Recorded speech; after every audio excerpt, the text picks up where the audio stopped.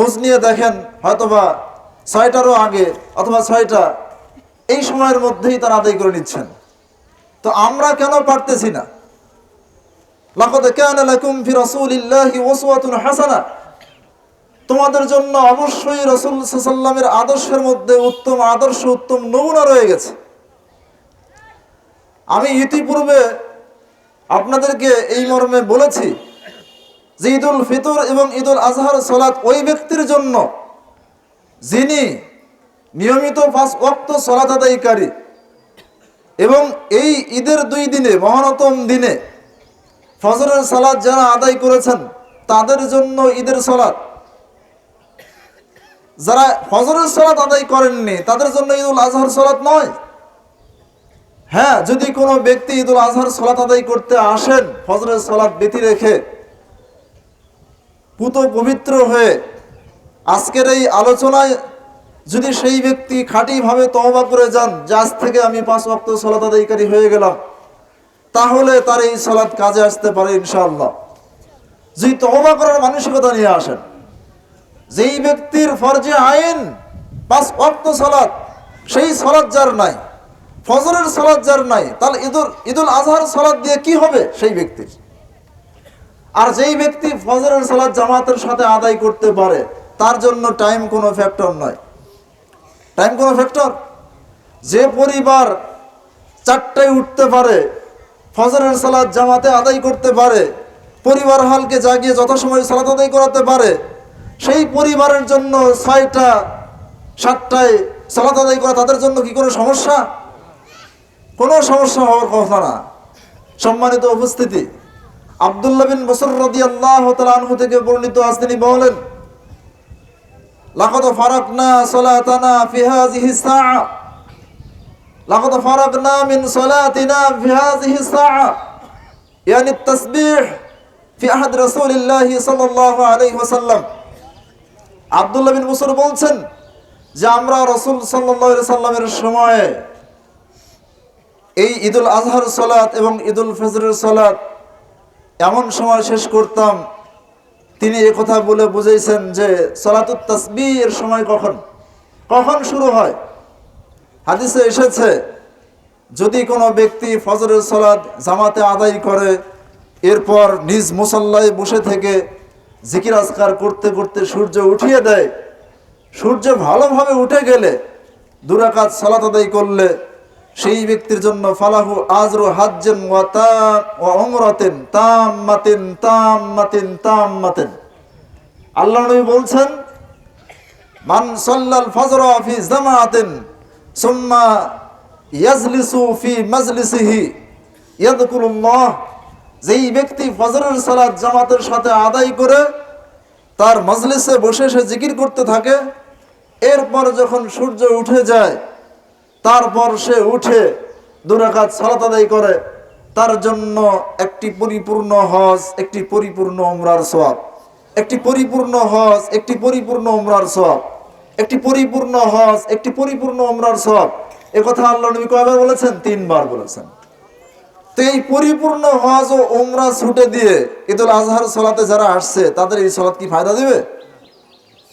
সম্মানিত উপস্থিতি, ফজরের সালাত যে জামাতে আদায় করলো সেই ব্যক্তি আল্লাহর জিম্মায় রয়ে গেল, আর যেই ব্যক্তি সালাতুল শুরক আদায় করলো তার পরিপূর্ণ হজ এবং উমরা আদায় হলো।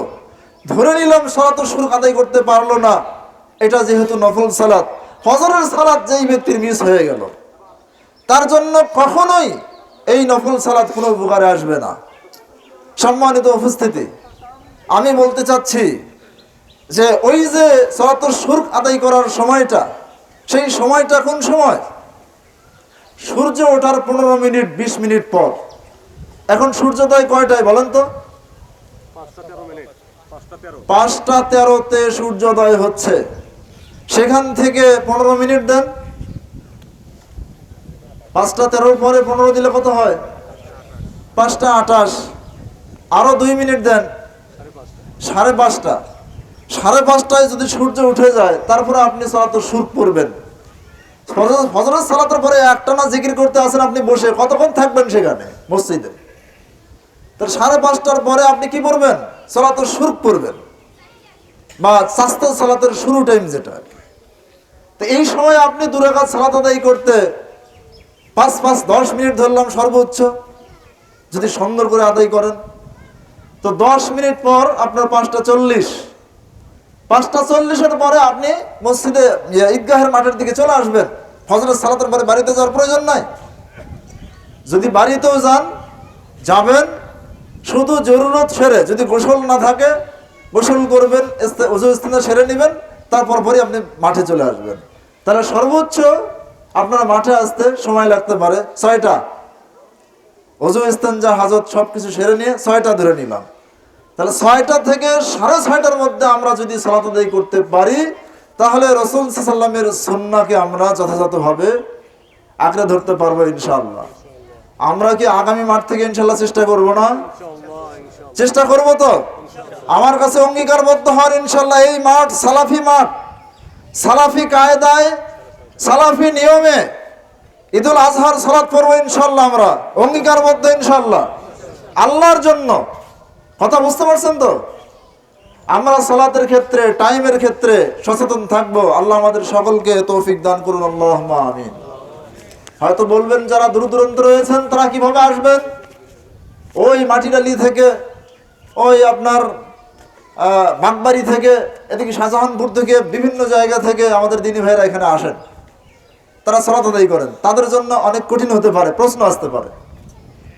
তো আমি সেই ক্ষেত্রে কতটুকু কি করব? 6:30। আগামী মাঠ ইনশাল্লাহ আমরা 6:30 অঙ্গীকারবদ্ধ ইনশাল্লাহ।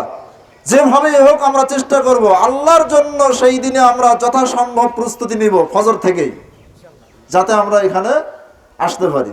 তাহলে আগামী মাঠের সালাতের টাইম এই মাঠে ঘোষণা হয়ে গেল। ঈদুল আজহার সালাত কয়টায় হবে? 6:30 ইনশাআল্লাহ। আর ঈদুল ফিতরের সালাত আমরা 7টায় পড়বো ইনশাআল্লাহ। ঠিক আছে তো ইনশাআল্লাহ? ঈদগাহের সালাত অনুষ্ঠিত হওয়ার আগে মাইকে ডাকাডাকি করা বেদাত, সুন্নাত বিরোধী। রাসূল সাল্লাল্লাহু আলাইহি সাল্লাম এবং সাহাবীরা তারা ঈদের সালাতের আগে ডাকাডাকি করতেন না। সুন্নাত আদায় করতে এসে বেদাত করা যাবে না, ভালো করে খেয়াল করতে হবে। আমার শ্রদ্ধেয় ভাই যদিও একটু ক্ষমা চেয়ে নিয়ে কথা বলছেন, কিন্তু এই ক্ষমা উনি অবশ্যই পাবেন যদি আগামী মাঠে এই অভ্যাস উনি ছেড়ে দেন ইনশাআল্লাহ। আগামী মাঠ থেকে, এখন থেকেই তওবা করে সেটা ক্ষমা চেয়ে নিতে হবে আল্লাহর কাছে। মাইকে ঈদের সালাতের মাঠে দাঁড়িয়ে মুসল্লিকে ডাকাডাকি করা, এমনকি ঈদের দিন মাইক ছেড়ে দিয়ে এইভাবে ডাকাডাকি করা বিভিন্ন জায়গায়, এটা ঘৃণ্যতম বেদাত। যেখানে আজান নাই, আজানের বিকল্প কোনো অর্থ বহনকারী কোনো নিয়ম নীতি দিয়ে মানুষকে ঈদগাহের মাঠে আহ্বান করা যাবে না, কোনোভাবেই যাবে না। রাসূল সাল্লাল্লাহু আলাইহি ওয়াসাল্লাম বলেন, ইন্না হাযাল ইয়াওম আউয়ালু মা নাবদউ বিহি আন নুসাল্লিয়া। আমরা আজকের এই দিনে সর্বপ্রথম যে বিষয়টি করব সেটি হচ্ছে সালাত আদায় করা। সালাত আদায় করব, তারপর আমরা কি করব? কুরবানি করব। সালাতের আনুষঙ্গিক খুতবা শেষ, কুরবানির হয়ে যাবে। কুরবানির পশুর মাংস দিয়ে খাবার স্টার্ট করবেন। এইটা হচ্ছে কুরবানির দিনের সুন্নাহ। রাসূল সাল্লাল্লাহু আলাইহি সাল্লাম ঈদুল ফিতরের মাঠে তিনি কিছু খেয়ে যেতেন। বেজর সংখ্যক খেজুর খেয়ে ঈদগাহের মাঠে যেতেন। যদি কোনো ব্যক্তির পক্ষে সম্ভব হয়, খেজুর উপস্থিত থাকে, তাহলে বেজর সংখ্যক খেজুর খেয়ে ঈদুল ফিতরের মাঠে যাবেন। ঈদগাহের মাঠে পায়ে হেঁটে আসা সুন্নাত, সম্ভব হলে। দূরে হলে সম্ভব নয়, গাড়িতে আসবেন। যথাসময়ে সালাত আদায় করাটা বৃহত্তম সুন্নাত। সুতরাং এই দিকটা খেয়াল করে আমাদের যেটা সম্ভব হয় সেটাই করব আমরা। রাস্তা পরিবর্তন করা সুন্নাহ। এক রাস্তায় আসবেন, আরেক রাস্তা দিয়ে যাবেন। রাসূল সাল্লাল্লাহু আলাইহি ওয়াসাল্লাম ঈদগাহের মাঠে ঈদের আগে পরে কোনো সালাত আদায় করতেন না। তবে ঈদের সালাত পড়ে গিয়ে বাসায় গিয়ে 2 রাকাত সালাত আদায় করা সুন্নাহ। এটা কি জানেন আপনারা? ঈদের সালাত পড়ে গিয়ে বাড়িতে বাসায় গিয়ে 2 রাকাত সালাত যদি আদায় করেন, এটা একটা সুন্নাহ। এটা করতে পারেন, সহিহ হাদিস দ্বারা সমর্থিত। সম্মানিত উপস্থিতি, ঈদুল আজহার মাঠে না খেয়ে আসা সুন্নাহ। যারা বলে সহপ্রবেল রোজা, দ্বিপ্রহর পর্যন্ত রোজা, ওই জন্যই তো ঈদুল আজহার সালাত 8টা 9টায় পড়ে না। এই রোজার কুসংস্কার, এই শব্দের ব্যবহার থেকেই এই পর্যন্ত বেলা করে এরা। আরে সাহাবীরা, সলফে সালেহিনরা ঈদের সালাতের জন্য ফজর সালাত পড়ে বাসায় যেত না, আর আমরা রোজা রাখতেছি 8টা 9টা পর্যন্ত। এই দিনে এই ভাষা প্রয়োগ করাটাই বেদাত। রোজা কিসের? ঈদুল ফিতরের মাঠে কিছু খেয়ে যাওয়া সুন্নাহ, আর ঈদুল আজহার মাঠে না খেয়ে যাওয়া সুন্নাহ। ঈদুল আজহার সালাত শেষ করে খুতবা আনতে এসে আপনি কুরবানি করে যথাসম্ভব চেষ্টা করবেন তাড়াতাড়ি করে কুরবানির মাংস দিয়ে খাবারের চেষ্টা করা। সম্মানিত উপস্থিতি, এই বললাম হচ্ছে ঈদের সালাতের ব্যাপারে সংক্ষিপ্ত কথা। এবার আসুন, আল্লাহ সুবহানাহু ওয়া তাআলা পবিত্র কোরআনে কারিমে এই উযহিয়া অর্থাৎ কুরবানির সংক্রান্ত বিষয়ে তিনি কি বলছেন? তিনি বলেন, ফাইদা ওয়াজাবাত জুনুবুহা ফাকুলু মিনহা ওয়া আতিমুল কানিয়া ওয়াল মু'তাররা কাযালিকা সাখখারনাহা লাকুম লাআল্লাকুম তাশকুরুন। যখন কুরবানির পশু, কুরবানির জন্তু জবাই হয়ে যাবে, তখন তোমরা কুরবানির পশুর মাংস থেকে খাবে, এবং যারা দুস্থ অভাবী, মানুষের কাছে হাত পাতে না, ইতস্ত বোধ করে, কিন্তু সচ্ছলতা না থাকার কারণে, অভাবী হওয়ার কারণে কুরবানি দিতে পারেনি, মানুষের কাছে যেতেও পারে না, এই সব লোককে খুঁজে খুঁজে কুরবানির পশুর মাংস তাদের বাড়িতে পৌঁছিয়ে দিবেন। এলাকার দরিদ্র মিসকিন, সম্ভ্রান্ত মিসকিন, এই সব মিসকিনদের বাড়িতে আপনারা কি করবেন? খাবার, কুরবানির গোশত পৌঁছিয়ে দিবেন। আমরা আরেকটা আসছে ওয়াল মু'তাররা, যারা ফকির, যারা চায় প্রার্থী, তাদেরকেও দিবেন। আল্লাহ সুবহানাহু ওয়া তাআলা বলেন, কাযালিকা সাখখারনাহা লাকুম, আমি এই কুরবানির জন্তুকে তোমাদের জন্য আজ্ঞাধীন করে দিয়েছি, আয়ত্তধীন করে দিয়েছি। এই কুরবানির জন্তু, উট, গরু, ছাগল, ভেড়া যত আছে, এগুলি সব তোমাদের অনুগত। তোমরা যেভাবে ইচ্ছা সেইভাবে এদেরকে ব্যবহার করতে পারছো। উট বিশাল প্রাণী, শক্তিশালী প্রাণী, যেই উটকেও আল্লাহ সুবহানাহু ওয়া তাআলা মানুষের আজ্ঞাবহ করে দিয়েছেন, পোষাধারী প্রাণী করে দিয়েছেন। ওই উটকে মানুষ কুরবানি করছে, জবাই করছে, নহর করছে। আর উট আল্লাহ সুবহানাহু ওয়া তাআলার জিকিরকারী প্রাণী সমূহের মধ্যে একটা প্রাণী। পৃথিবীতে যত বিচরণশীল প্রাণী আছে, জেনে রাখা উচিত প্রত্যেকটা প্রাণী আল্লাহ তাআলার জিকির করে। প্রত্যেকটা প্রাণী কি করে? আল্লাহ সুবহানাহু ওয়া তাআলার জিকির করে। সম্মানিত উপস্থিতি, আল্লাহ বলছেন, ওয়াল বুদনা জাআলনাহা লাকুম মিন শাআইরিল্লাহ, আমি উটকে, বুদুন শব্দের অর্থ হলো উট, আরেক দিক থেকে বলা যেতে পারে কুরবানি। আমি কুরবানির জন্তুকে তোমাদের জন্য আল্লাহর নিদর্শন বানিয়ে দিয়েছি। আল্লাহ তাআলা নিজেই বলতেছেন, কুরবানির পশু প্রাণীকে আমি তোমাদের জন্য আমার নিদর্শন বানিয়ে দিয়েছি। ফিহা খায়র, যেই কুরবানির পশুর মধ্যে তোমাদের জন্য বহুবিধ কল্যাণ রয়েছে। ফাযকুরু ইসমাল্লাহি আলাইহা সাওয়াফা, এই কুরবানির পশু জবাই করার সময় তোমরা আল্লাহর নাম স্মরণ করবে, সারিবদ্ধভাবে কুরবানি করবে।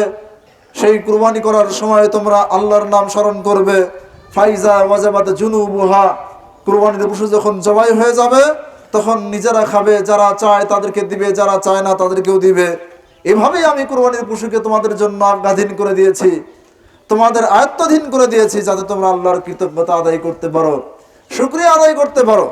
সম্মানিত উপস্থিতি, ওয়া ইম মিন শাইইন ইল্লা ইউসাব্বিহু বিহামদিহি, পৃথিবীতে এমন কিছু নাই যা আল্লাহ সুবহানাহু ওয়া তাআলার প্রশংসার সহিত পবিত্রতা বর্ণনা করে না।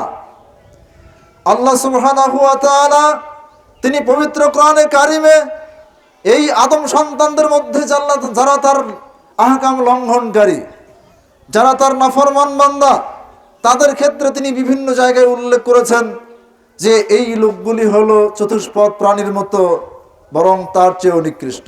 চতুষ্পদ প্রাণীর মতো না, তার চেয়েও নিকৃষ্ট। যেমন আল্লাহ সুবহানাহু ওয়া তাআলা বলছেন, ওয়ালাকাদ যারানা লিজাহান্নামা কাসীরাম মিনাল জিন্নি ওয়াল ইনস, আমি অবশ্যই অধিকাংশ মানুষ এবং জিনকে তৈরি করেছি জাহান্নামের জন্য। কারণ তিনটি: লাহুম কুলুবুন লা ইয়াফকাহুনা বিহা, তাদের হৃদয় আছে, তাদের অনুধাবন শক্তি আছে, তাদের বিবেক শক্তি আছে, তারা বিবেককে কাজে লাগায় না। ওয়ালাহুম আয়ুনুন লা ইউসিরুনা বিহা, তাদের চক্ষুসমূহ দিয়েছি, তাদের দৃষ্টিশক্তি আছে, তারা এই দৃষ্টি দিয়ে উপদেশের দৃষ্টি তারা দেয় না, তারা এই দৃষ্টির সঠিক ব্যবহার করে না। ওয়ালাহুম আযানুন লা ইয়াসমাউনা বিহা, তাদের কর্ণ দিয়েছি, তারা এই কর্ণ দিয়ে শোনে না, গ্রহণযোগ্যতার কান দিয়ে শোনে না, অন্তরের কর্ণ দিয়ে তারা শোনে না। উলাইকা কাল আনআম, যারা বুঝেও বোঝে না, যারা দেখেও দেখে না, যারা শুনেও শোনে না, আল্লাহ বলছেন যে ওরাই হচ্ছে চতুষ্পদ প্রাণীর মতো। বালহুম আজাল, বরং তার চেয়েও নিকৃষ্ট। আল্লাহ সুবহানাহু ওয়া তাআলা অত্র আয়াতটিতে জানিয়ে দিচ্ছেন অনেক মানুষ আছে, অনেক জিন আছে। মানুষ আশরাফুল মাখলুকাত হওয়ার সত্ত্বেও, জিন এবং মানুষকে ইবাদতের লক্ষ্যে তৈরি করার সত্ত্বেও অধিকাংশ মানুষ এবং জিন তারা চতুষ্পদ প্রাণীর মতো, বরং তার চেয়েও নিকৃষ্ট। তাদের চেয়ে চতুষ্পদ প্রাণী ভালো, তাদের চেয়ে চতুষ্পদ প্রাণী ভালো। সম্মানিত উপস্থিতি, আমি আপনাদেরকে আজকে একটি বিশেষ বিষয়ে অবগত করে দিচ্ছি যে আমরা যেই পশু ক্রয় করে কুরবানি দেওয়ার জন্য প্রস্তুত করে রেখেছি, ওই পশু হতে পারে যে আপনি আমি যদি আল্লাহ সুবহানাহু ওয়া তাআলার কৃতজ্ঞ বান্দা না হয়ে থাকি, আল্লাহর অনুগত বান্দা না হয়ে থাকি, যেই পশু আমি জবাই করব, হতে পারে সেই পশু আমার চেয়ে উত্তম হয়ে যেতে পারে। আল্লাহর নাফরমান হয়ে গেলে ওই পশুই আপনার আমার চেয়ে উত্তম। তাহলে যেই পশু আল্লাহ সুবহানাহু ওয়া তাআলার স্মরণ করে, পবিত্রতার সাথে, প্রশংসার সাথে পবিত্রতা বর্ণনা করে, আল্লাহর জিকির করে, সেই পশুর উপরে আপনি আল্লাহর নাম স্মরণ করবেন। তো আপনি যদি তাওহীদবাদী না হন, আপনি যদি সালাত আদায়কারী না হন, আপনার জন্য কুরবানির পশু জবাই করা মানানসই নয়। কারণ শিরককারী ব্যক্তি, যে তাওহীদবাদী না, যে সালাত আদায়কারী না, এমন ব্যক্তিদের চাইতে চতুষ্পদ প্রাণী ভালো, চতুষ্পদ প্রাণী ভালো। ইবনে রাজব হাম্বলী রাহিমাহুল্লাহ তিনি লাতাইফুল মাআরিফ গ্রন্থে তিনি বলেছেন, মান কাতালা হাযিহিল বাহাইম, যেই ব্যক্তি এই সব চতুষ্পদ প্রাণীগুলোকে হত্যা করলো। বেনামাজির পশু কুরবানি করা কুরবানি নয়, ওটা পশুকে হত্যা করা। শিরককারী ব্যক্তির পশু কুরবানি করা কুরবানি নয়, ওটা হত্যা করা। যেই ব্যক্তি এই পশুকে কুরবানি করে, আল মুতিয়াতান যাকিরাতান লিল্লাহ, যেই পশুগুলো আল্লাহর অনুগত, যেই পশুগুলো আল্লাহকে স্মরণকারী, যেই পশুগুলো আল্লাহর প্রশংসার সহিত পবিত্রতা বর্ণনাকারী, সেই পশুকে যে ব্যক্তি হত্যা করেছে, ওই পশুর মাংস খেয়ে আল্লাহর নাফরমানির উপর শক্তি ও ক্ষমতা অর্জন করে আড্ডা ফেটে গান বাজনা দেয়, বেহায়াপনা করে, বেরাল্লাপনা করে বেড়ায়, নগ্নতার মহড়া দিয়ে বেড়ায়, এই পশুর গোস্ত খেয়ে যারা আল্লাহ সুবহানাহু ওয়া তাআলার নাফরমানির উপর শক্তি গ্রহণ করবে, ঈদের নামে জাহিলিয়াতের কাজকর্ম, যত জাহিলিপনা, যত বেহায়াপনা, যা কিছু আছে সব কিছু করবে এই ঈদের দিনে, তাদের জন্য এই পশু কুরবানি নয়, এটা পশু হত্যা করা। এদের জন্য এই পশু জবাই করা মানানসই নয়। সম্মানিত উপস্থিতি, যারা পশুর চেয়ে উত্তম, যারা আদম সন্তান হিসেবে, শ্রেষ্ঠ মানুষ হিসেবে আল্লাহর কাছে নিজেকে আখ্যায়িত করতে পেরেছেন, কোন পশু আল্লাহর নাফরমানি করে না, কোন পশু আল্লাহ সুবহানাহু ওয়া তাআলার আনুগত্যের বাহিরে চলে না। ওদেরকে আল্লাহ যেই জন্য সৃষ্টি করেছেন ওরা তাই করে চলছে। আপনি আমি আল্লাহর নাফরমানি করছি, আর আল্লাহ সুবহানাহু ওয়া তাআলা তার কৃতজ্ঞতা আদায়ের লক্ষ্যে, তার শুকরিয়া আদায়ের লক্ষ্যে এবং তার জিকির করার লক্ষ্যে তিনি কুরবানিকে আমাদের জন্য বিধিবদ্ধ করেছেন। আমরা কুরবানি করব, কুরবানির রক্ত, মাংস, হাড় হাড্ডি কিছুই আল্লাহর কাছে যাবে না। কুরবানির গোশত, হাড় সব আমরাই খাবো। এগুলি খেয়ে আমাদের শরীর হুষ্টপুষ্ট হবে, আমাদের শরীর সমৃদ্ধশালী হবে, শক্তিশালী হবে, আকল বিবেক শক্তিশালী হবে। এই আকল দিয়ে যদি ব্যাককলের মতো কাজ করা হয়, আর এই দেহ দিয়ে, এই শক্তি দিয়ে যদি আল্লাহর নাফরমানিতে শক্তি নেওয়া হয়, সাহায্য নেওয়া হয়, তাহলে তাদের জন্য কুরবানি করা মানানসই নয়। ইবনে রাজব হাম্বলী পৃষ্ঠাকে পৃষ্ঠা তিনি এই ধরনের বক্তব্য তুলে ধরেছেন। কি তার সেই সূক্ষ্ম চিন্তা, আমি অবাক তার এই বক্তব্য থেকে। সম্মানিত উপস্থিতি, আমি বলবো রাসূল সাল্লাল্লাহু আলাইহি সাল্লাম বলছেন, ইয়াউমু আরাফা ইয়াউমুন নাহার ওয়া আইয়ামুত তাশরিক ঈদুনা আহলিল ইসলাম ওয়া হিয়া আইয়ামু আকলিন ওয়া শুরবিন ওয়া ফি রাওয়ায়াতিন ওয়া যিকরিল্লাহ। আরাফার দিবস, কুরবানির দিবস, কুরবানির পরে 3 দিন তাশরিকের দিন, এই 5 দিন হচ্ছে আহলে ইসলাম তথা গোটা বিশ্বের মুসলমানদের ঈদের দিন। আরাফার দিন মুসলমানদের ঈদের দিন। আরাফার মাঠে হাজিরা যখন অবস্থান করে তাদের জন্য সিয়াম পালন নিষিদ্ধ, সারা বিশ্বের ওয়াহাজিদের জন্য সিয়াম পালন সিদ্ধ। আরাফার মাঠের সিয়ামের ব্যাপারে আল্লাহ রাসূল বলছেন, সিয়ামু ইয়াউমি আরাফা আহতাসিবু আলাল্লাহ আইয়ুকাফিরা সানাতাল্লাতী ক্বাবলাহু ওয়া সানাতাল্লাতী বা'দা। আরাফার সিয়ামের ব্যাপারে আমি আল্লাহর কাছে আশা পোষণ করি, একদিনের সিয়ামে আল্লাহ তাআলা 2 বছরের গুনাহসমূহ মাফ করে দিবেন। বিগত আগত 2 বছরের গুনাহ মাফ। যেই আরাফা গতকাল চলে গেছে, কেউ হয়তো পরশুদিন হাজিদের সাথেই যেদিন তারা আরাফায় অবস্থান করছেন সেই দিন পালন করেছেন, যদিও এই মাসলায় ইখতিলাফ আছে। যাই হোক, সহি নিয়তে যার কাছে যেটা প্রাধান্য পায়, হাজিদের আরাফায় অবস্থানের দিন কেউ যদি আরাফা পালন করে ওটাই তার কাছে রাজে প্রাধান্যযোগ্য মত হয়, সে সেদিনই পালন করতে পারে। অথবা স্বদেশের হিসাব অনুযায়ী, চন্দ্র হিসাব অনুযায়ী প্রত্যেক দেশের 9 তারিখে সিয়াম পালন করা আমার কাছে এটাই রাজে প্রাধান্যযোগ্য মনে হয়। কেননা যাদের মরক্কো, তিউনিসিয়া, সেই সৌদি আরব থেকে পশ্চিম অঞ্চলে চন্দ্র আসে পশ্চিম দিক থেকে, সর্বপ্রথম পশ্চিম দেশে উদিত হয়। যারা একদিন আগে চাঁদ দেখতে পায়, একদিন আগে তাদের চন্দ্রমাসের হিসাব গণনা শুরু হয়ে যায়। তো তারা চন্দ্রমাসের হিসাব শুরু করে, তাহলে যেই দিন এই আরাফার মাঠে হাজিরা অবস্থান করেন 9 জিলহজ তারিখে, সেই দিন তাদের ঈদুল আজহার দিন 10 তারিখ। তাহলে তারা 2 বছরের গুনাহ কাফারা করে নেওয়ার জন্য এই ফজিলতপূর্ণ সিয়ামটি বা আরাফার দিবস তাদের ক্ষেত্রে কি অকেজ হয়ে গেল? তারা কি এটা পাবে না? তারা কোন দিন পালন করবে? তারা 9 তারিখে পালন করবে। ওই দিনকে স্মরণ করে 9 তারিখকে আরাফার দিবস হিসেবে নিয়ত করে সিয়াম পালন করলে আল্লাহ সুবহানাহু ওয়া তাআলা তাদেরকে আরাফার সিয়ামের সওয়াব দিয়ে দিবেন। ঠিক তাদের থেকে পশ্চিমাঞ্চলের হুকুম যেমন, তাদের থেকে পূর্ব অঞ্চলের যারা আছে তাদের ক্ষেত্রেও একই হুকুম, তারাও স্বদেশের মাতলা অনুযায়ী 9 তারিখে সিয়াম পালন করবেন।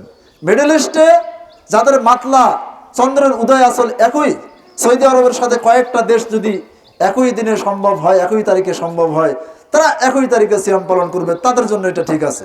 বাকি পূর্ব পশ্চিম তাদের জন্য চন্দ্রের হিসাব অনুযায়ী এটা আমার কাছে প্রাধান্যযোগ্য আমি মনে করি। এটা কেউ কেউ বলছেন মতভেদ এড়ানোর জন্য, যেহেতু জুলহজের 1ম তারিখ থেকে নিয়ে টানা 9 দিন সিয়াম পালন করার হাদিসে আছে, আর আরাফাকে নিশ্চিত করার জন্য আপনি প্রয়োজনে 2 দিন সিয়াম পালন করলেন, এমন না যে আরাফার নিয়তে আপনি 2 দিন সিয়াম পালন করবেন।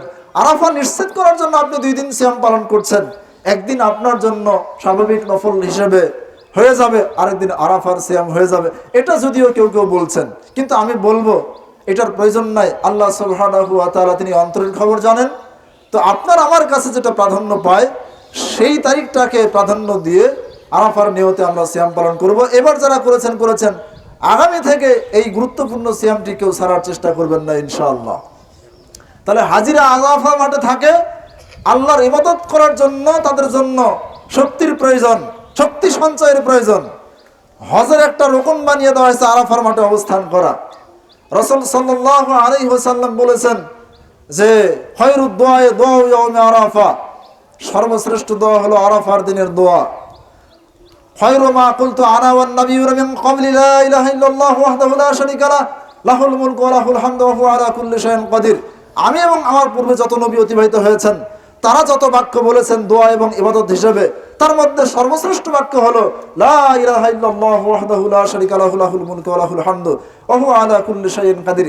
এই বাক্যটি হলো আরাফার দিনের জিকির হিসেবে অন্যতম একটি জিকির।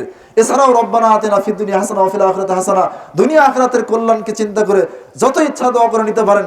আরাফার দিনে অসংখ্য মানুষকে আল্লাহ তাআলা জাহান্নাম থেকে মুক্ত করেন, যা অন্য কোনো দিনে আল্লাহ তাআলা অত সংখ্যক মানুষকে জাহান্নাম থেকে মুক্ত করেন না। সেই দিনের উপর অনেক লম্বা চড়া বক্তব্য আছে। যাই হোক, আজকে যেহেতু ইয়াউমুন নাহার, এটাও একটা বিশিষ্ট দিন। এই 10 দিনের মধ্যে আল্লাহ নবী বলছেন ইন্না আযমাল আইয়াম ইনদাল্লাহি ইয়াউমুন নাহার, আল্লাহ সুবহানাহু ওয়া তাআলার নিকটে এই 10 দিনের মধ্যে সর্বশ্রেষ্ঠতম দিন হলো ইয়াউমুন নাহার। এমনকি বলা যেতে পারে যে পৃথিবীর যত দিন আছে, বছরের যত দিন আছে, সমস্ত দিনের মধ্যে সবচেয়ে মহানতম দিন হলো জিলহজের দিন, কুরবানির দিন। জিলহজের 10 তারিখের দিন অর্থাৎ কুরবানির দিন।